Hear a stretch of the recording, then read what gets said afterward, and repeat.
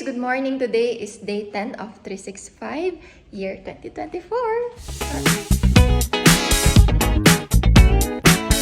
Ako, kakaalis lang ni Habibu. Pero gagawin ko muna itong pinapagawa niya. Ayan, itong mga frozen broth is ilalagay natin siya sa, what do you call that? Lagay natin siya sa bag para gagamitin ko itong lalagyan para ilagay yung mga ano. Ang tawag doon? My goodness sake. Yung soup na niready niya, which hindi ko alam kung nasa. Saan yung mga soup niya?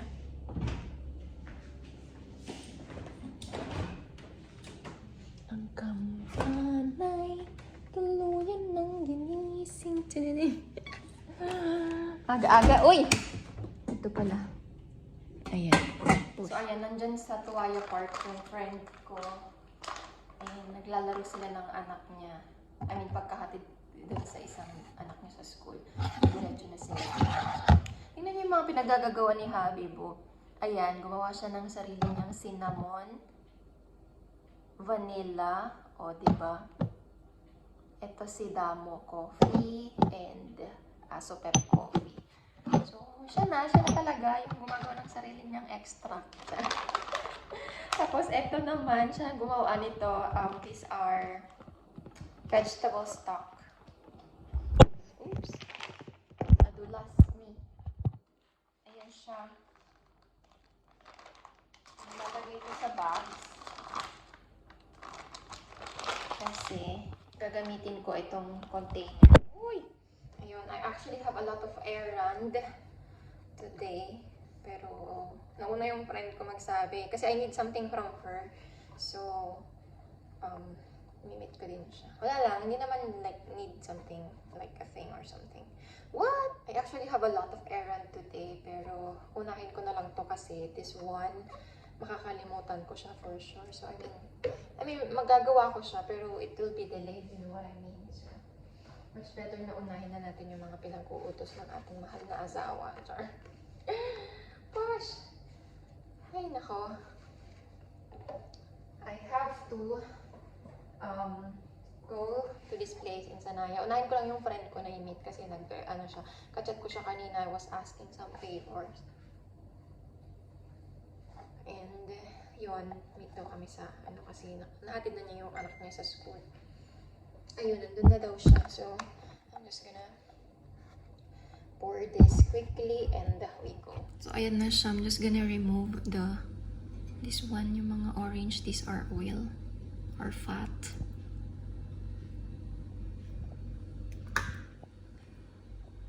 Ayaw natin yan sa ating soup. Nagiging ano na siya, jelly na siya. Jelly collagen.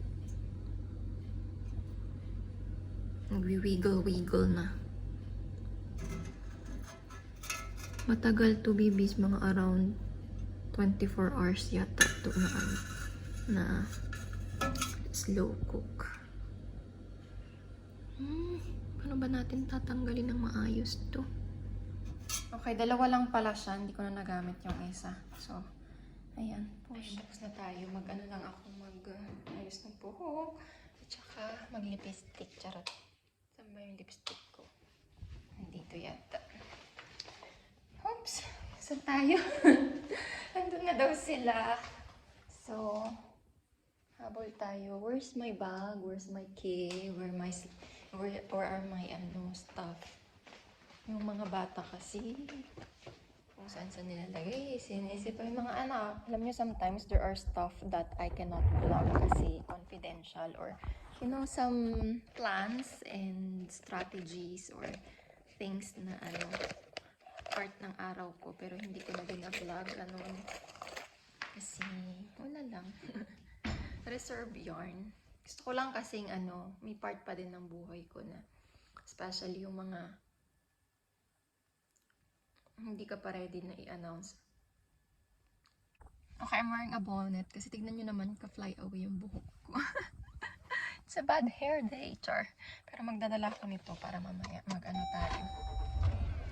tali pagka nainitan na yung ulo ko. So, ayun, push. Sa park pa naman malamig. Let's go!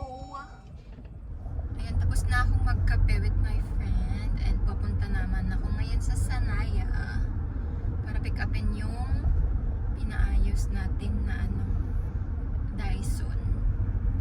So, ayan, punta tayo sa exciting part. Hindi ko na mabablog doon kasi stress overload. So, ayan, nakuha ko na siya. Dito ko sa may ayan Jumbo Electronics. So, now, we are going back home. Paano umuwi? Yun ang di ko alam. Naka-hazard ako kasi hindi na ako nagbayad ng parking. Gosh. Gatel, be? Ang laki ng water mo. Ha? I forgot my swimsuit. Where is it? I'm just joking. Alam mo yung late na nga, tapos stress pa, tapos may makakalimutan pa, naiinis ako. Ayoko talaga ng ganon. Tingnan ng mga haggard ko, Diyos ko. Sa mga nagtatanong kung bakit ako laging late, single mom kasi ako. Single parent. Ako lahat. And huwag mo na ako i-judge kasi nagluluto pa ako. Nagpa-prepare pa ako and everything. Right, Alpha? Pang-ting-ting, pang-ting. Ay, nako. Why Mama is always late? What is Mama doing? Not always. Yeah, what is Mama doing? Ha? Okay, preparing food for Papa. Cleaning, ano pa? Cooking, preparing food for Papa, ano? School Lord. Preparing Janaba's mandala. Preparing you, guys. Wala na. Ganun talaga. Diyos ko. Kaya pa ba ng powers ng isang ina? Tapos magdadrive pa, o, diba? 30 minutes. Push. No, 20 minutes. Mukha lang 20B. Kasi yun ang nakalagay sa map. Pero sa pag si Mama ang nag-drive, abutin ng 30. It's not that I'm slow, but I'm driving on the safe side, you know? Ayan, on the way tayo sa Brighton. It's 6:19 already. It's late, I know. But, habang na lang tayo. Anyhow, 2 to 3 hours naman yung training. So, sapat na yun. For Bebe Boy. And Bebe Girl. So, Bebe Girl, wala pa ng 30 minutes tapos.